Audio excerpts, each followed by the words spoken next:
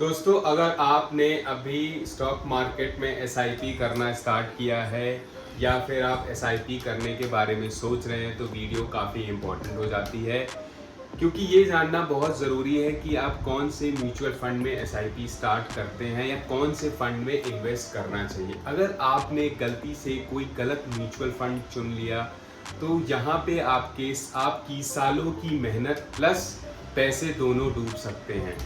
तो यहाँ पे ये जानना बहुत ज़रूरी है कि कौन सा फंड बेटर है, जो कि आपको एक लॉन्ग टर्म में, जो कि आप 5 साल 7 साल 10 साल का अगर प्लान कर रहे हैं, लॉन्ग टर्म में आपको एक बेटर प्लान दे सकता है। तो वो चीज़ें आज हम समझेंगे और समझेंगे कि कौन से ऐसे फंड है जहाँ पे आप को कोई टेंशन की ज़रूरत ना हो, ना मार्केट टाइमिंग की टेंशन हो, ना आपको बार बार फंड स्विच करने की टेंशन हो। तो आज उस सारे फंड के बारे में आज हम डिस्कस करेंगे। तो दोस्तों, मैं बात करूंगा सिर्फ 4 म्यूचुअल फंड या 4 इंडेक्स फंड जिसमें कि आप इन्वेस्ट करके आप अपने पूरे पोर्टफोलियो को बिल्ड कर सकते हैं। जैसा कि आपने सुना होगा कि more than 90% of active mutual funds are not able to beat index.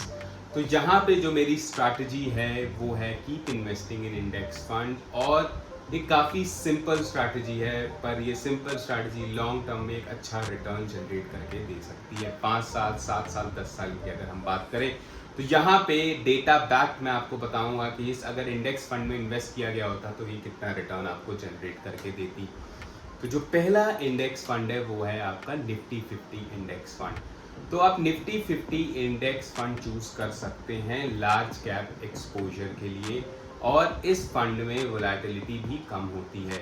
आप किसी भी एएमसी का ये निफ्टी 50 इंडेक्स फंड ले सकते हैं, कोई डिफरेंस नहीं है। आप एचडीएफसी का लें, एक्सिस का लें, आईसीआईसीआई, कोटक, एनी एएमसी, आप कोई भी एएमसी चूज कर सकते हैं। नेक्स्ट इंडेक्स फंड है आपका निफ्टी नेक्स्ट 50 इंडेक्स फंड। इस इंडेक्स फंड में ग्रोथ का पोटेंशियल ज़्यादा होता है, वोलेटिलिटी थोड़ी हाई होती है कंपेयर टू निफ्टी 50, और यहाँ पे आपको निफ्टी नेक्स्ट 50 कंपनीज में एक्सपोजर देखने को मिलता है।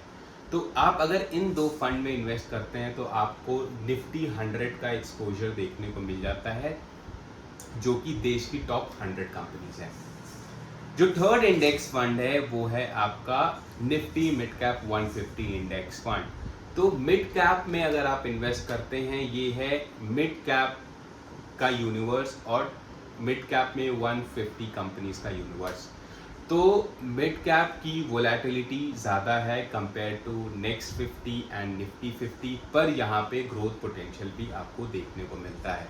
पर अगर आप इसमें लंबे समय तक रहते हैं तो आपको एक बेटर रिटर्न देखने को मिल सकता है। जैसा कि आपने देखा ही होगा कि बहुत लोग small cap, active mid cap में इन्वेस्ट करते हैं, क्योंकि इसमें हमें ये कन्फ्यूजन होता है कि मैं कौन सा फंड चूज करूं। आजकल मार्केट में इतने फंड्स आ गए हैं, सेक्टोरियल फंड्स है, थीमेटिक फंड है, तो यू गेट कंफ्यूज, आपको समझ में नहीं आता है कि आप कौन सा फंड इन्वेस्ट करें। पर अगर आप ये मानते हैं कि मिड कैप परफॉर्म करेगा, मिड कैप कंपनीज परफॉर्म करेगी, और अगर आपके पास मिड कैप 150 का फंड है या इंडेक्स फंड है, तो आप उस रैली में पार्टिसिपेट करेंगे।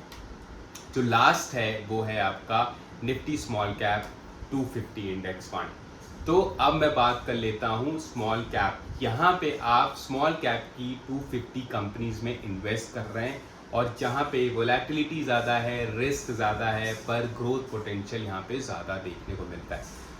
तो अगर आप इन 4 इंडेक्स फंड में इन्वेस्ट करते हैं तो आपका पोर्टफोलियो बैलेंस हो जाएगा, क्योंकि आपके पास लार्ज कैप है, आपके पास मिड कैप है, आपके पास स्मॉल कैप है। जैसा कि मैंने आपको बताया कि अगर ये 4 इंडेक्स फंड में अगर आपने पिछले 10 साल से इन्वेस्ट किया होता, इक्वली स्प्लिट होता, अगर फॉर एग्जांपल अगर आप उसमें 50,000 इन्वेस्ट कर रहे होते एज एसआईपी, टोटल अगर आप एसआईपी 50,000 का कर रहे होते और इसमें आपने इक्वली स्प्लिट किया होता, हर एक फंड में आप इक्वली डालते, तो जो आपको रिटर्न देखने को मिलता वो मिलता 14 to 16% CAGR। यहाँ पे आपने बेंचमार्क को बीट किया है। तो बेंचमार्क जैसा कि हम यहाँ पे देखते हैं, ओवरऑल जो बेंचमार्क है वो है निफ्टी 50। निफ्टी 50 का जो CAGR है लॉन्ग टर्म में वो है 12%।